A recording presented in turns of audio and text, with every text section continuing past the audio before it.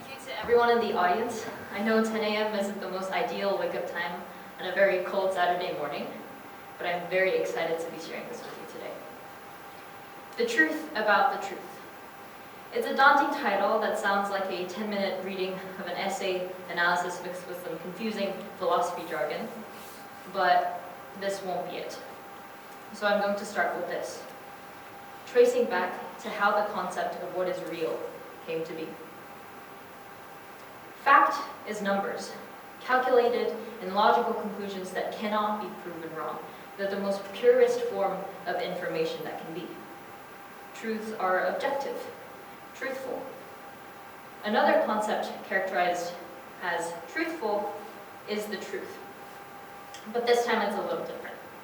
When I say the truth, I'm not referring to an opinion that can be proven wrong using more data and more numbers. No, I'm referring to the conclusions people form from based facts. An interpretation of information that the presenter feels is truthful. And interpretations tend to vary wildly between different people. So, even if the facts that are given are identical, people will form entirely different truths.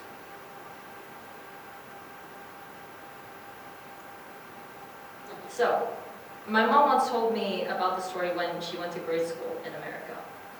They were celebrating Johnny Appleseed Day, which is apparently an American celebration where they celebrate a gardener who introduced appleseed growing into the States. Each student was asked to bring an apple to class. My mom wanted to put her yellow apple in a yellow pile, but apparently a few classmates thought the apple was green, so they argued that it should be in the green pile. At that moment, my mom remembers the teacher telling her that if the owner of the apple thinks it's a yellow apple, it's a yellow apple. Whatever color that apple was, it would have been a color. It would have been a color that couldn't be denied from being a color. It's what's there. But my mom came to the conclusion that the apple was yellow. Her interpretation from the apple's color. Her truth. The other classmates came to the conclusion that the apple was green, their truth. A person who disagrees with you may receive the exact same information as you. It is not that they interpret incorrectly.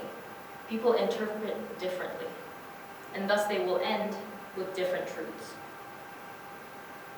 This is why these one-sentence definitions can be so tricky. When you search up truth or true on the Oxford Dictionary, you get this: in accordance with fact or reality. Yes, we know that truths must be true, but any truth formed in accordance with fact will vary. Everyone will tell themselves different truths in accordance with the facts. Nothing is really black and white, not even the truth. We now know how subjective the process of concluding something as truth is. It's commonly discussed, and you likely have discovered it since you started socializing as a child. Great. But there's something you can take away from this newfound depth.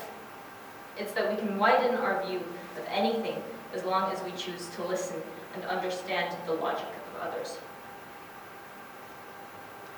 Starting from 9th grade, I faced a major problem: panic attacks. It's nothing rare, especially in adolescence, but mine began to occur a worrying amount of times in a week. And like many others, my instinct was that I wanted to hide it. But something, somewhat fortunately, is that it's pretty noticeable when someone starts to hyperventilate and tremble against a wall. I was privileged enough to have family and friends who understood my state and offered their insight. I met a psychiatrist too.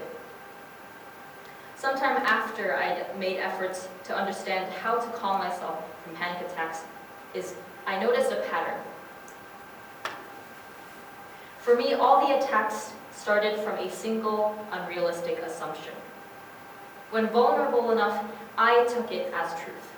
Because when you have no one else telling you the truth that they see from their standpoint, you always lose yourself to the only voice you have, a very scared and biased voice. You're worthless. You can't do this. You deserve pain. You start to spiral into the only truth until you find other inputs. Once I started reminding myself of all the other truths in my head, from my parents, from my doctor, about how to breathe through it, and how one small mistake wouldn't ruin everything.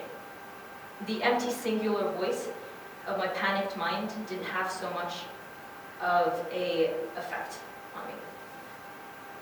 I thought of all the other truths I'd been given, how there's no need to hide from family when you're struggling, and what different tools I could use to calm myself down. It was the input of logical thinking from others that were able to widen my view on my condition. The more willing you are to listen and use the understanding of others' logical thinking, it's as if you're taking a step back and observing your life from a wider angle. The truth about the truth is that truth is personal. The definition of truth I explained earlier focuses on how a person interprets, shapes, and forms the truths based on information. So then what is the use if we choose to not share them with others? The unique accumulation and inferences of our own values. What is the use of ignoring conclusions that we make as our genuine selves?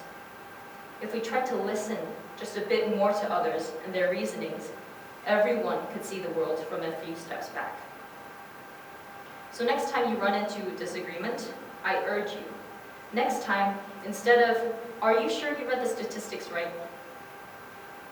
you have got to ask, "How did you come to that conclusion?" I promise it will open doors in your mind and make you take different paths in your life, different meaningful paths. Thank you.